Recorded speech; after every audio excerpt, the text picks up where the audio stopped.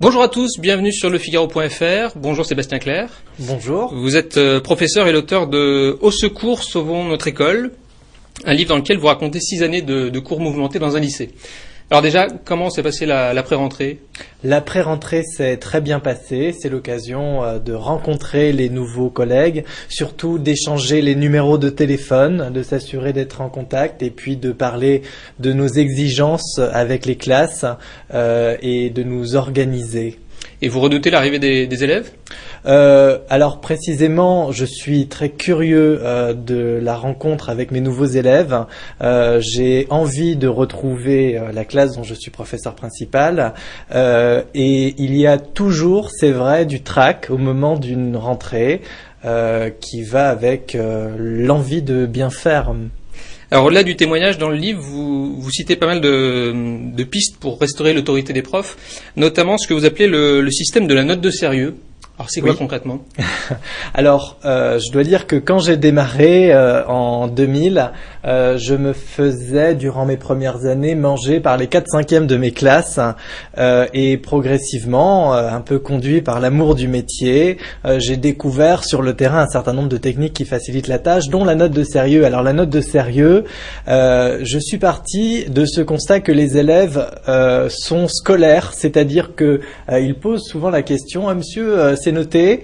et quand c'est noté, la plupart cherchent vraiment à avoir une bonne note. Donc je leur annonce à la rentrée qu'ils ont déjà une note dans mes grilles, que cette note est coefficient 2 et que cette note est un 20. Alors il y a un effet de surprise déjà. Je leur dis libre à vous de conserver ce 20 intact jusqu'à la fin du trimestre.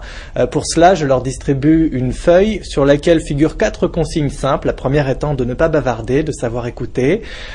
J'ai constaté que cette note motive les élèves à faire attention en cours, ou en tout cas quand je leur rappelle qu'il y a cette note qui est coefficient 2, ils font attention à bien se comporter et ils font encore plus attention au deuxième trimestre, c'est-à-dire quand ils ont reçu les verdicts du premier trimestre, ils ont vu à quel point cette note de sérieux a modifié les moyennes, c'est-à-dire que certains élèves qui n'avaient pas la moyenne se retrouvent avec la moyenne au premier trimestre en français grâce à cette note de sérieux, et inversement, des élèves peut-être un peu égoïstes qui s'en sortent assez bien mais qui bavardent perturbant leurs camarades qui auraient besoin de plus de silence pour se concentrer, voient leur moyenne baisser, ça les enrage un peu et ça les motive à faire attention au deuxième trimestre. Alors une autre solution, c'est tout bête, c'est faire un plan de classe au début de l'année et puis s'y tenir. Oui, alors le plan de classe, c'est une technique à mettre en place quand même, puisque les premières années où j'ai enseigné,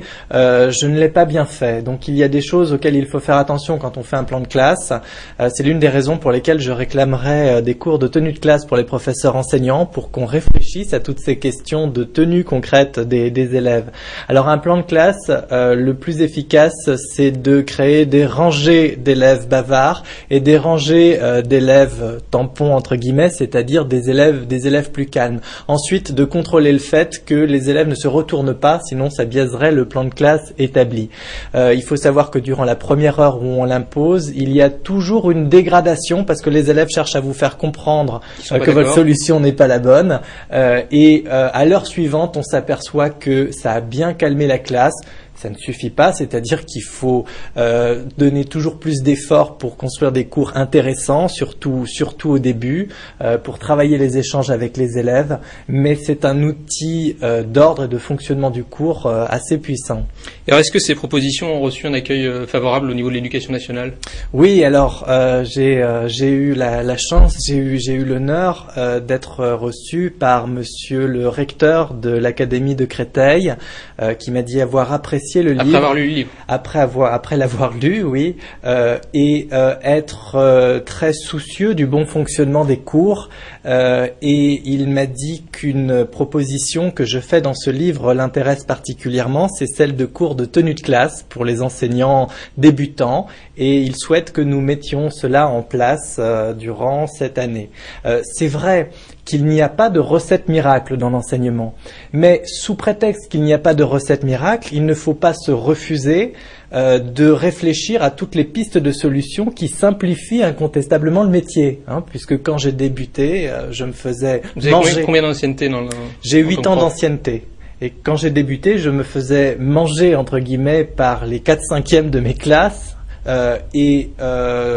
À présent, il y a environ une classe sur 5 avec laquelle j'ai des difficultés tout au long de l'année. Ça n'est pas par un rayonnement magique ou un charisme, c'est un ensemble de techniques qui facilitent la tâche, qu'on découvre au fur et à mesure des années.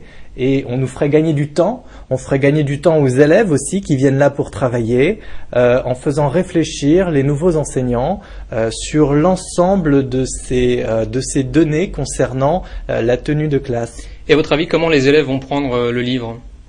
Écoutez, j'espère, je vous avoue que quelques-uns le liront. Je pense que pour la plupart, ils seront d'accord. Vous savez, je me souviens de cet élève qui m'avait dit oui, mais monsieur, comment vous voulez qu'on apprenne? Dans ma classe, c'est le boxon depuis toujours. Il était en classe de baccalauréat et il avait des difficultés pour écrire des phrases simples. Les élèves ont conscience, en fait, de ce que le chahut, de ce que perturber le cours, ça leur retombe dessus.